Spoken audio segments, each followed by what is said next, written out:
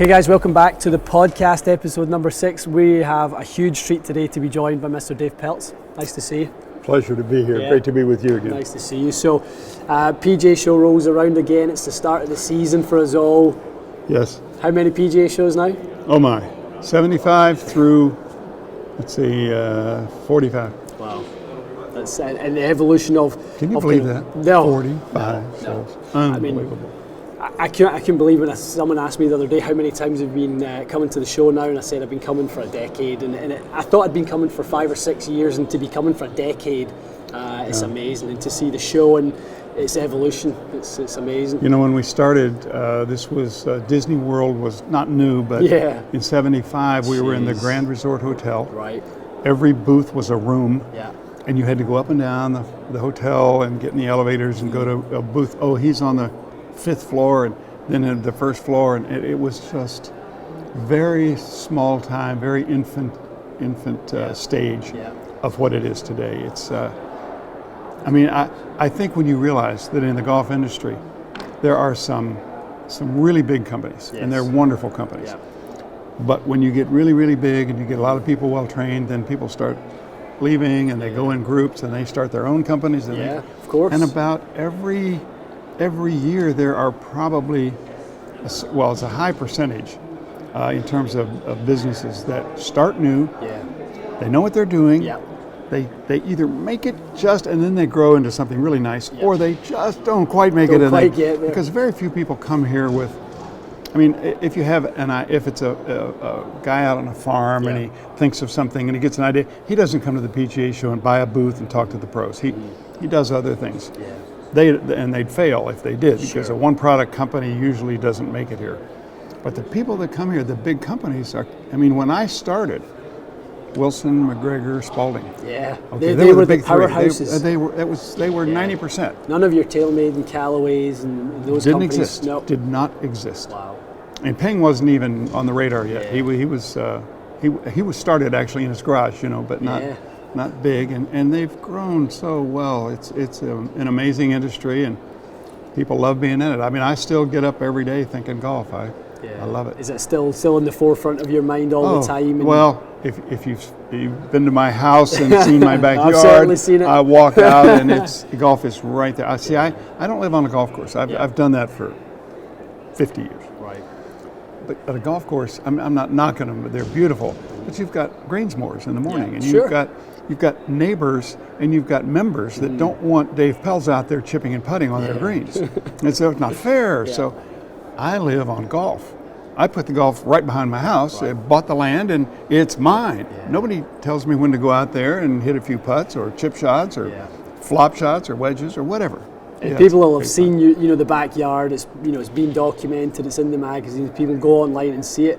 It's one of the most incredible things I've ever seen. To have all those stations. How many stations do you have? Well, I have 7 greens that are miniaturizations of. I mean, they're smaller. They're maybe half size, something like that, of the real greens at famous golf courses, St. Andrews, the Players Club in Ponte Vedra Beach, and Augusta National, and my favorite greens, Pinehurst. Yeah.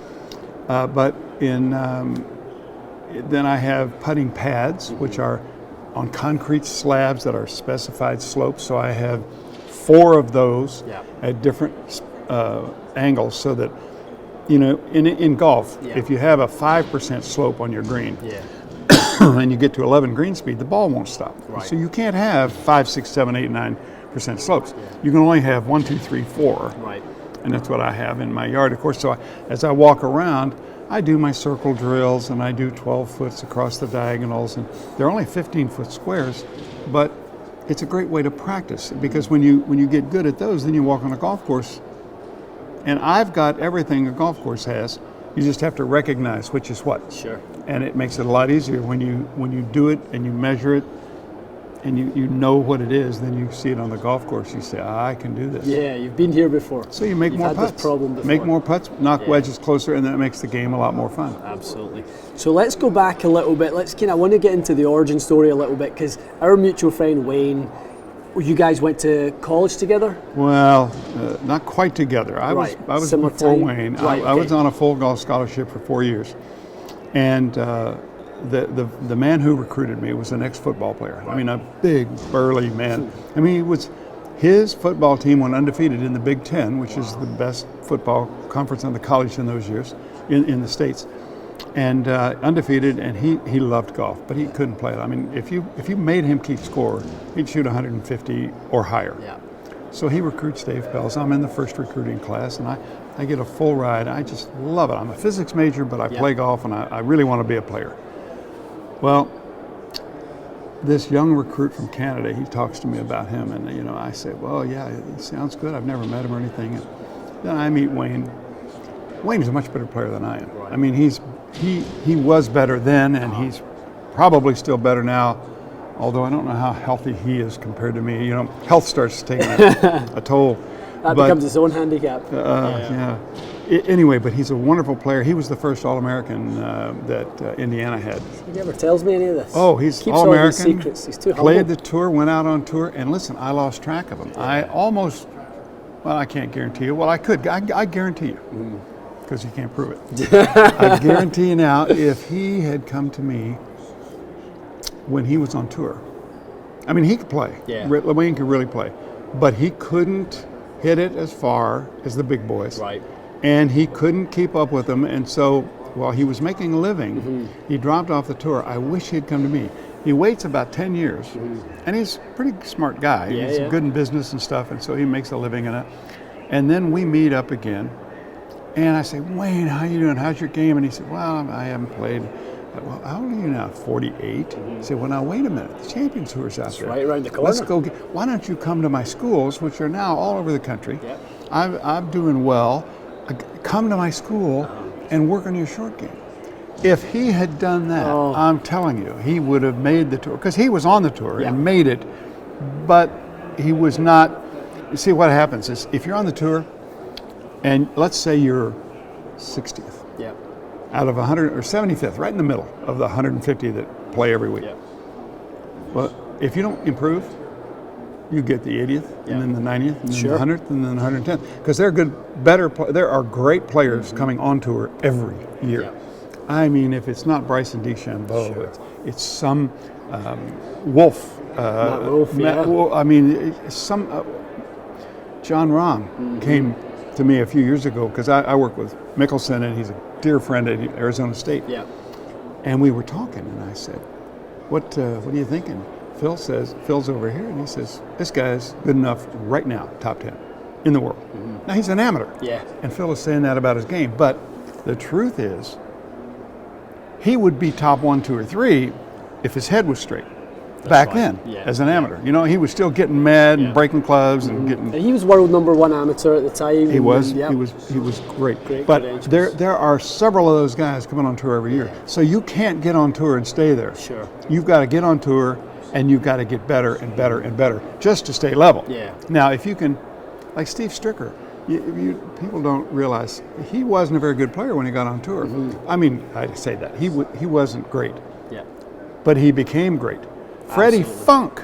Do you know Freddie Funk? I've been to Freddie's house. I've met him a few times. Yep. Well, Freddie is one of my idols. Right. Because I played with him as an amateur. See, I'm after school, I couldn't make the tour. I go to Indiana. I go to Maryland, and the University of Maryland. I enroll in graduate school, and I'm going to do graduate work in physics. Now, I don't know what I'm thinking because I'm a golfer at heart. And I'm in my first semester of graduate school at University of Maryland, and here comes little Freddie Funk, who can't make the tour. He tries, and he's just a little bitty. I'd never met him. He's about 5'2" or something. He's small. He comes in, introduces himself, golf coach at University of Maryland, and he was talking to me about golf. So we're talking.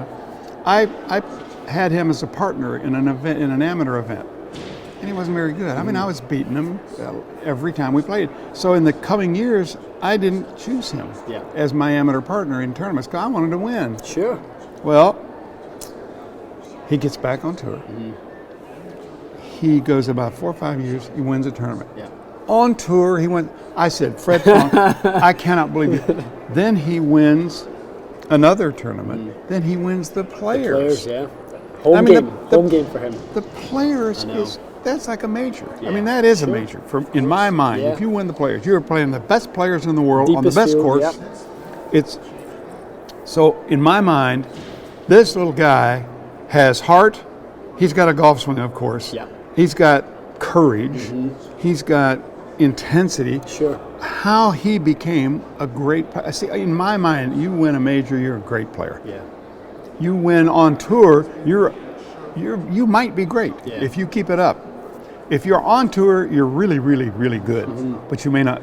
If you don't win, I mean, there are a lot of guys that play their whole lives on a tour and have a career and never win a single tournament. Yeah. Now that's not meaning that they're not really, really good players. But Freddie Funk, with what he started with and where he went, I give him all the credit. You know, he is still playing the Champions Tour.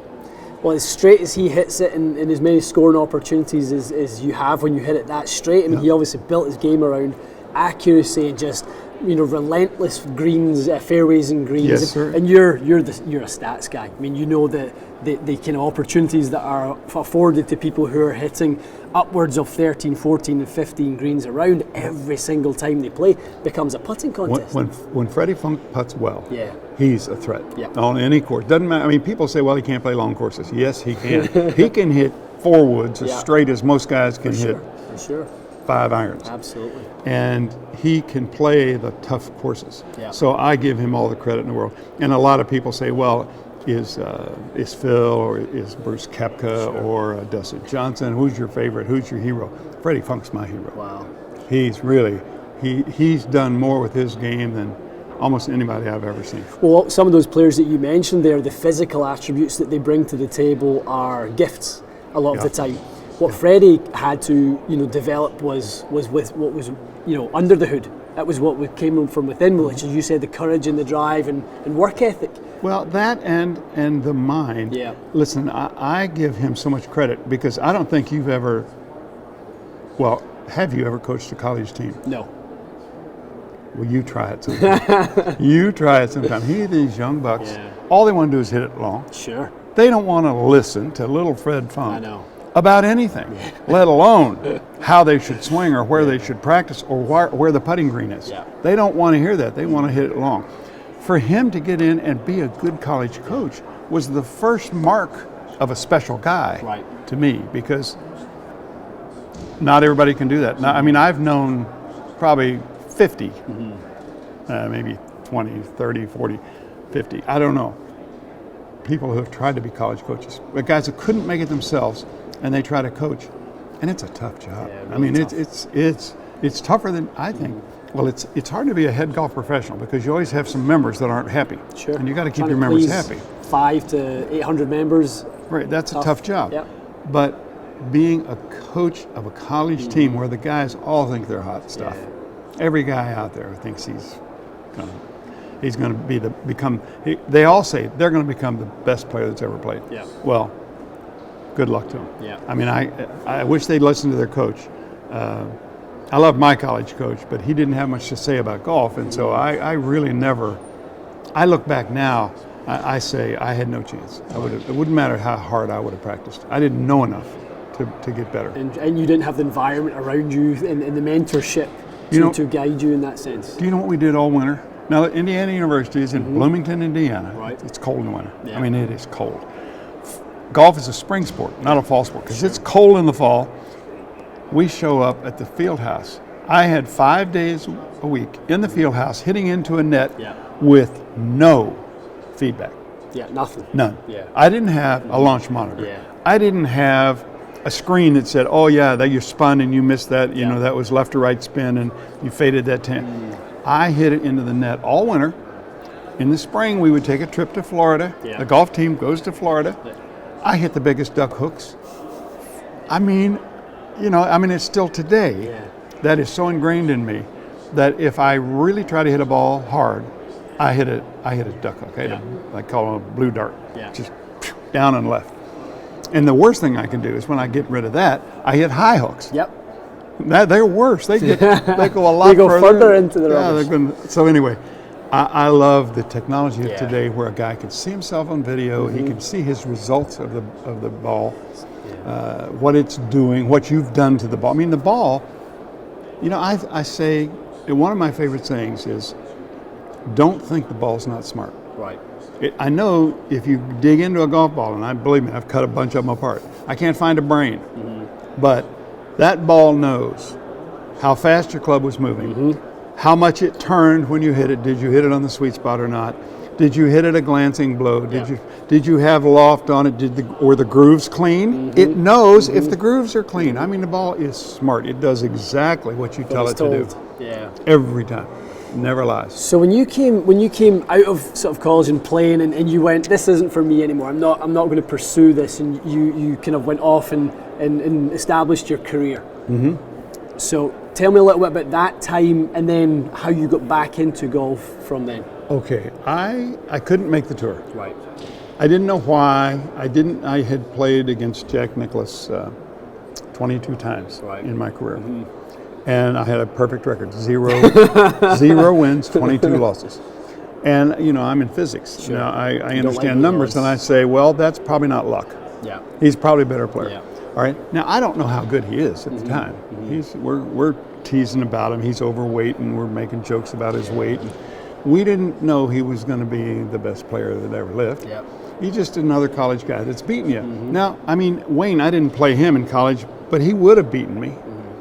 And I would have not thought anything. I mean, when you look at Jack Nicklaus when he was in high school, overweight, real high voice. Yeah. Did you know that? I mean, he today has a high voice. That's right. But in college, he talked really high, and so he didn't say much because everybody teased him about how high his voice was. So he didn't say much.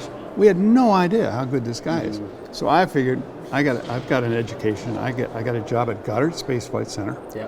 I go into Greenbelt, Maryland, just north of Washington, D.C., and this is the Goddard Space Flight Center. I get a job as a physicist doing space research on Venus and Mars. Now, is that exciting? I mean, I am so excited. I really said, this is really, really good. Yeah. But in my 15th year, I had made a decision. I'm a golfer who loves physics, not a physicist who loves golf. Right. I was dying over the Masters and the U.S. Open, and I would go to them. I would walk the courses. I was just a golfer, and I decided, you know, I've really done some really good research now. In sending satellites to Mars and Venus, you do some sophisticated mechanical work. Sure. And what we did is our instruments landed there and sent back data and information. We had our first probe burned up in Venus. We had no idea how hot it was. It just burned up going in. But the sensors showed the temperature going up and up and up and up, and then everything went silent. But we learned about that. So I learned, look, if I'm going to learn anything about my golf swing, if I'm going to improve my golf swing. Now, getting into golf, I've already decided the world doesn't need another good player. Right. I'm a good player. Yep. I never even made a really good player, I don't think. But if I had good coaching and had knowledge and feedback from the best guys of today, for example, I would have been a much better player. I don't know where I could have been. Nobody knows that. But I sat there and I thought, you know, I could take this technology, lasers, accelerometers, I can measure things, I can detect things, I can feel the twist, I can measure grip pressure, I can see where the center of balance of the swing is, I can measure what the face is doing through impact. If I did that, I might be able to help golfers play better. Yeah. Now, that just became my goal. Now why? I'm not sure.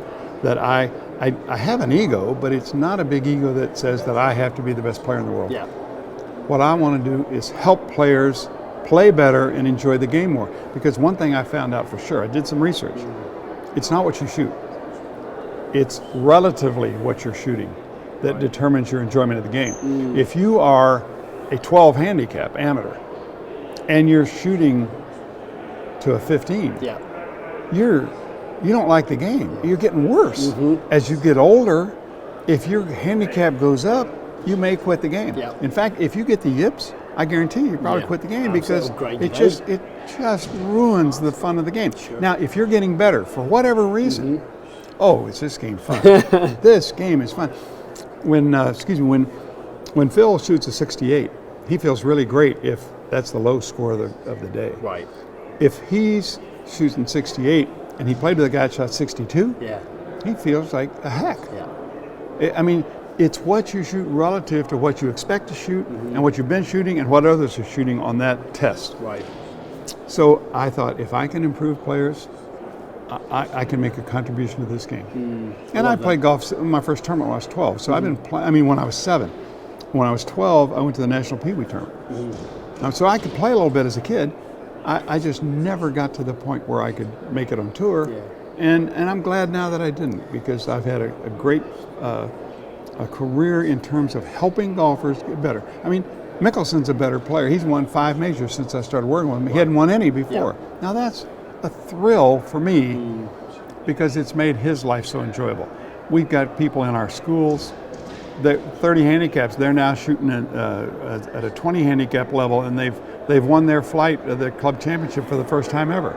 I get letters, not every day, but every month, many letters of people around the world that have improved their games, because I found out if you fish where the fish are, you're more likely to catch one. If I work with players in their short game and their putting, that's where most of the strokes in the game are. You know, you hit the first 2 shots and you're near the green. Well, then you've got 2 or 3 or 4 or 5 more. So most of the game is around the green and on the green.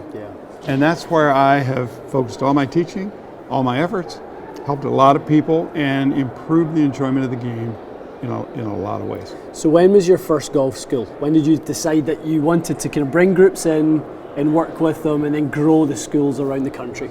Well, I started out and I was doing research making better golf clubs. I wasn't really trying to make the game better in terms of teaching.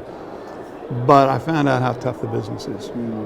I made clubs that I thought were better than Wilson and McGregor and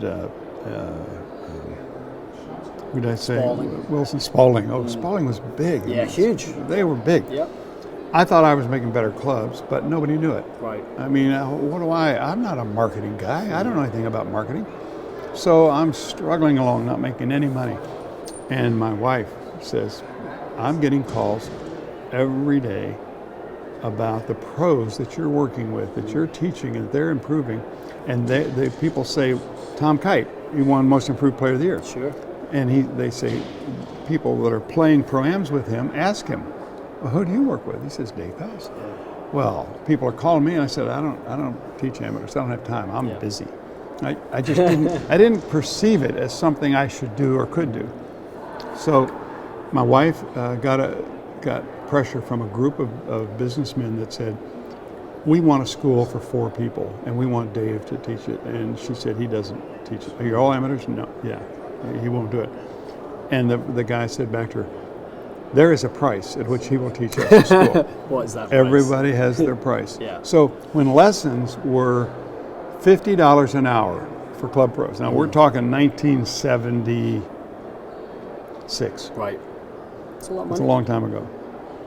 Lessons at the good clubs are $50 an hour. She got this question and she asked me, and she said, what would you do it for? And I said, well, I'd do it for $1,000 for each guy, $4,000 for the school. That'll scare them away. Just tell them that. And then she came back and she said, when? And I said, wait a minute, go back and tell them I made a mistake. I really meant 15. You misunderstood me. It was $1,500 a guy, and that's $6,000. And I came back, when? And the next school we did was $10,000 for the group. And I started saying, wait a minute, wow. I'm building clubs and losing money doing it, and they're the best in the world. I'm teaching these players. They are so happy after they learn how to hit wedge shots and stop them on the greens, how they learn to get putts in the hole. They're so happy that they're paying me this money, and it's all profit. There's no, I don't have to build anything. That's right. The overheads are pretty small. It's really nice to sell knowledge. So she got me into the school business. She runs the schools to this day. It's her, my success monetarily in life is totally due to her, and I give her all the credit because she deserves it. It was her idea. She runs them. She organizes them. I mean, listen, when we've had to hire staff, we have a staff of instructors that live in our various schools around the world. Well, I am not stupid, but I am terrible at hiring people. Because if you and I are sitting here and I'm telling you the truth, I'm an honest guy. If I don't know, I'll tell you. If it's wrong, I say I made a mistake, I'll tell you. But a lot of people will tell me that the thing that they did at the place where they were working was they did this. Right. And they did that. And I say, well, you are a great guy, you're hired, and I put you to work, and you're an awful teacher. Right. I mean, you might be. And I couldn't fire him. I can't go to the guy. I can't say. I just don't have it in me to fire people. So she now hires him and she fires him. And we have the greatest staff because she gives them a psychological test. She gives them a knowledge test in golf. She gives them a playing test. We don't want great players unless they know this and this, unless they're this kind. We don't want people that want to go play the tour. Yeah. We want people that have tried, failed, and have empathy for the next guy that's trying because they understand Makes a lot now of sense. why they failed. I mean, it's kind of like me.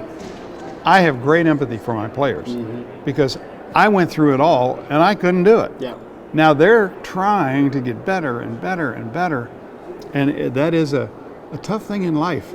You know, even the best players in the world lose on the PGA Tour more than they win. 100%. I mean, how you play 30 tournaments a year, you win one. Yep.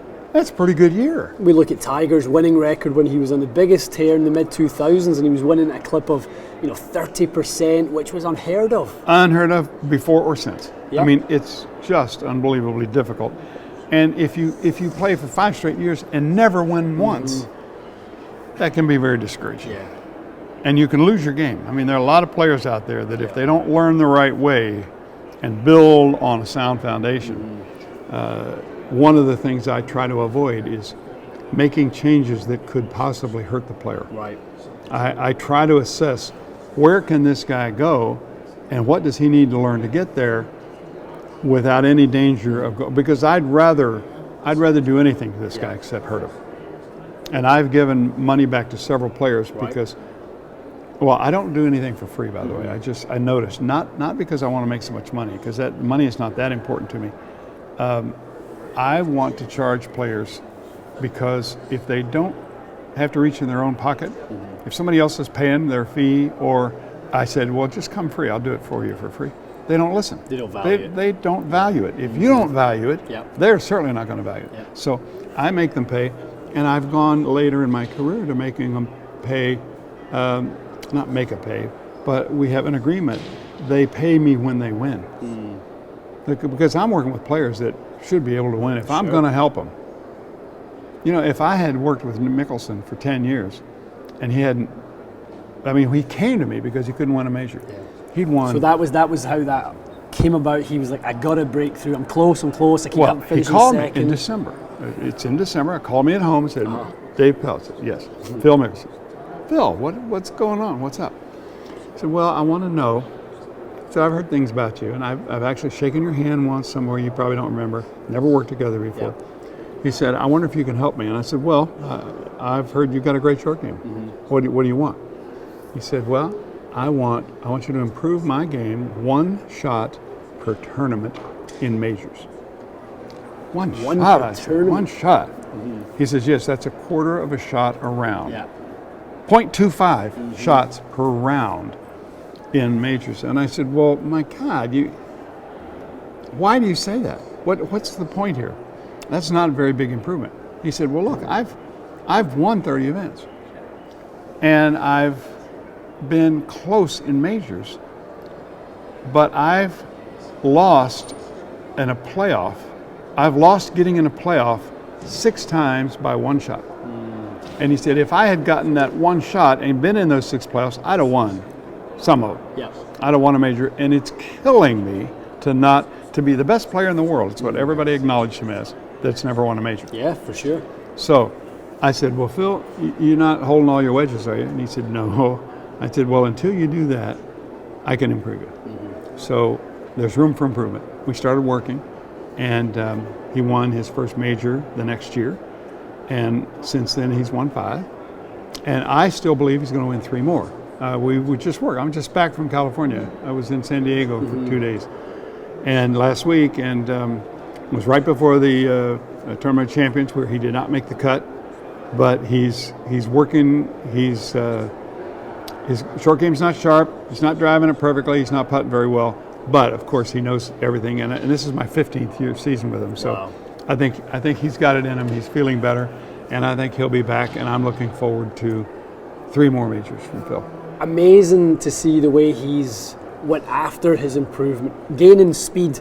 Perhaps now to have more speed now than he's ever had in his life. I mean, to be reaching the ball speeds that he's seeing, to be able to touch 180 ball speed. I mean, that's a real elite group of golfers that can reach 180 ball speed. Well, what you have to know is that is amazing. That's a tribute to technology. Yep. If he didn't know how to increase his body rotation speed, yep. if he didn't work with the guys that showed him how to do it, if he didn't see it on the instruments that measured when he was doing it right and doing it wrong and getting his little increments of improvement, he would never do it.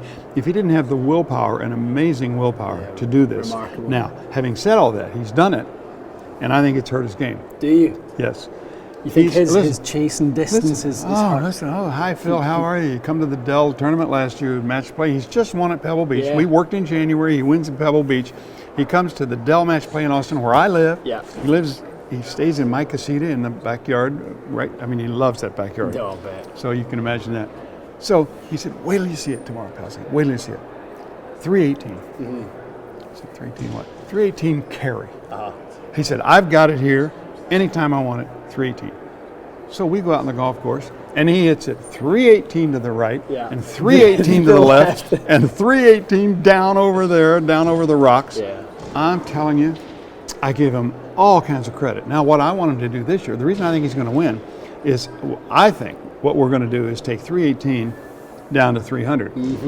Get it under control. Sure. I mean, you got it now. You can do it. Your when you muscles stretch are there, the limit, you can then dial that back Right. a little bit into There- living at 172 to 175 is plenty to play the two. Plenty to play it to be. Listen, he could play the game if he drove at 280. Yeah. He could play the because Sure. his irons and short game are so good. But if he drives at 300, listen, he's going to be really good. He'll be better than he's ever been. The example I use is if you're a weightlifter, and you got this bar, and you get it here, and you press it, and you're right near this is the most you can ever do. I mean, this is it. This is the world record. Max. You know the way that thing is moving up there, you can't control it. Yeah. It's all over the place. Yeah. Well, look, if you can do that at 318 pounds, you can do at 280. You can do in control at 300. That's where we're going. Love that. So I think it's going to be great for him. It's helped him. I give him all credit. Now let's get back from it. Love that. So when you're working with players technically and you get them, proficient at the schools, you do the work with them and you kind of introduce them to your thoughts on the short game and putting, and now you're doing some research on green reading. Tell me a little bit about that. Well, I had prostate cancer 5 years ago, and in recovering from it, I took a lot of hormone therapy, which reduced a lot of muscle mass. So I'm very weak now compared to what I was. I don't have any aches and pains. I'm over cancer, no problems. So no regrets. Great. But it gave me time to think.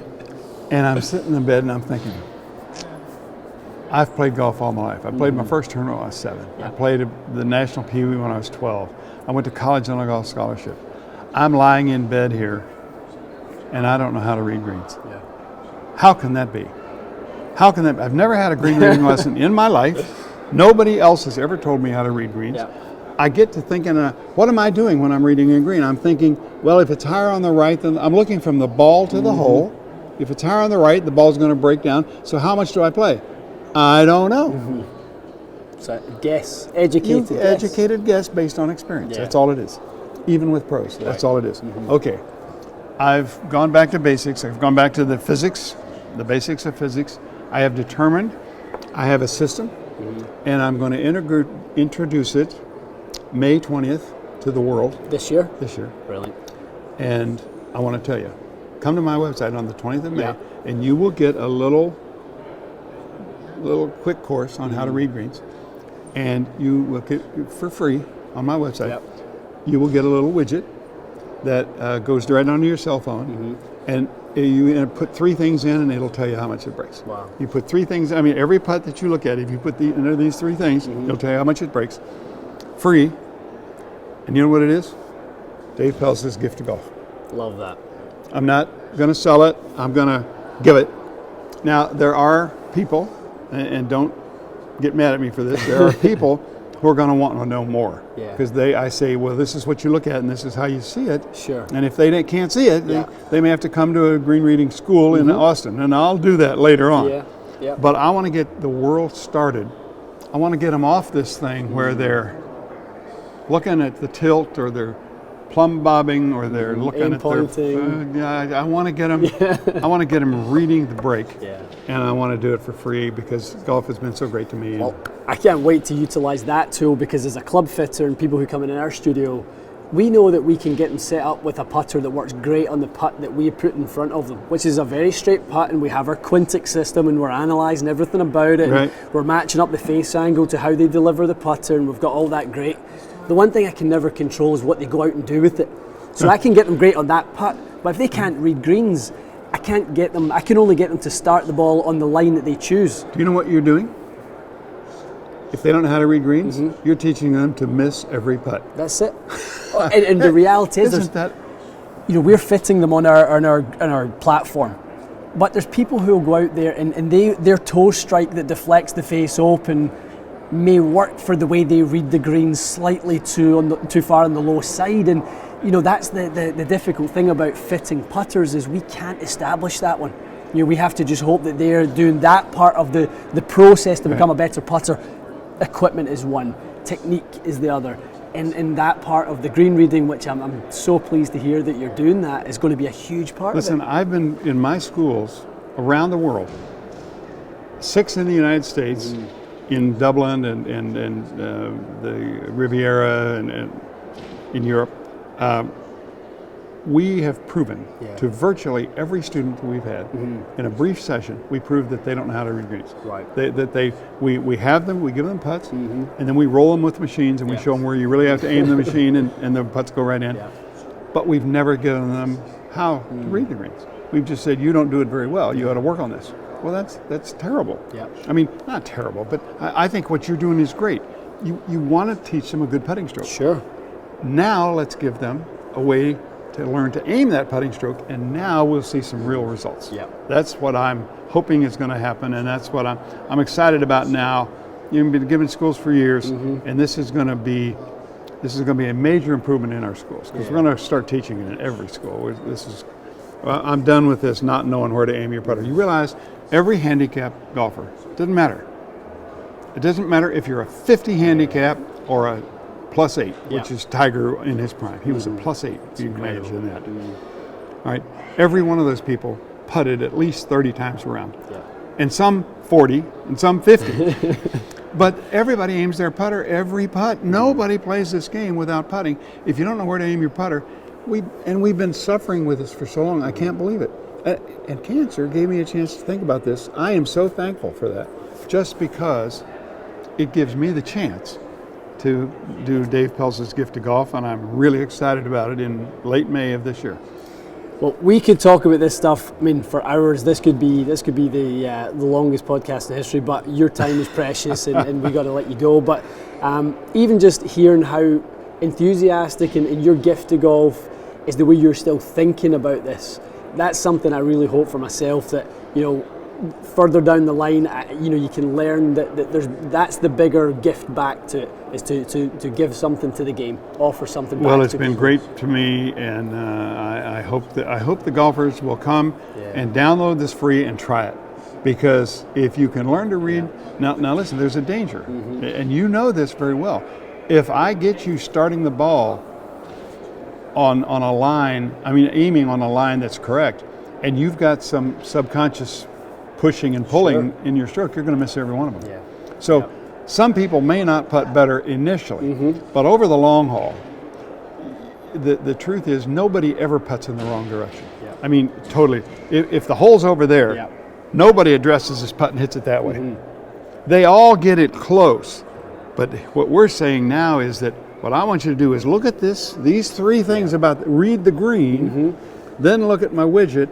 It's going to tell you that's going to break 15, and in truth, if there's a little wind, it might break 16 or 17. If it's a little dry, it might break a little differently, it might go a little faster, but you'll be close.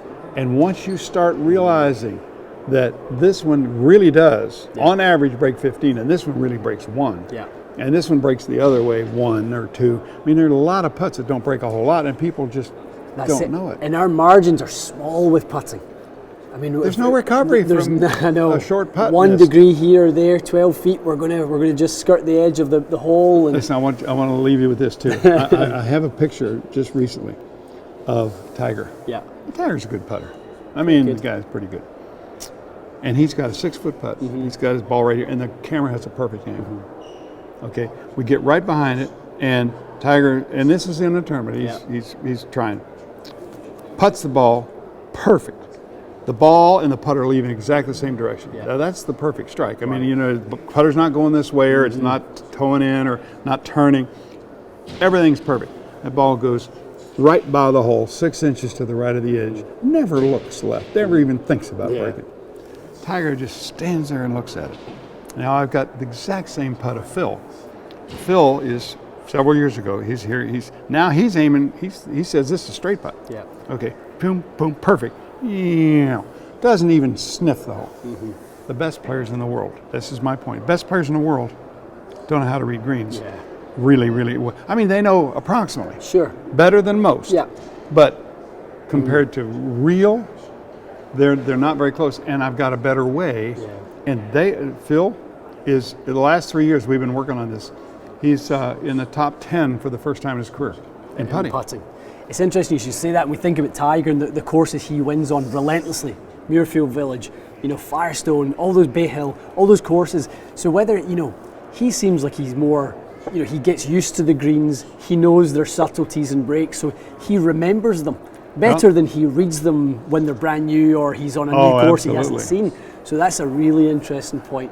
Someone like that we know is a notoriously clutch and phenomenal putter. Well, look, if you can make a good putting stroke, learning to read greens is the most important single thing you can do to your game. And I encourage everybody to try it because it won't cost a dime. I know.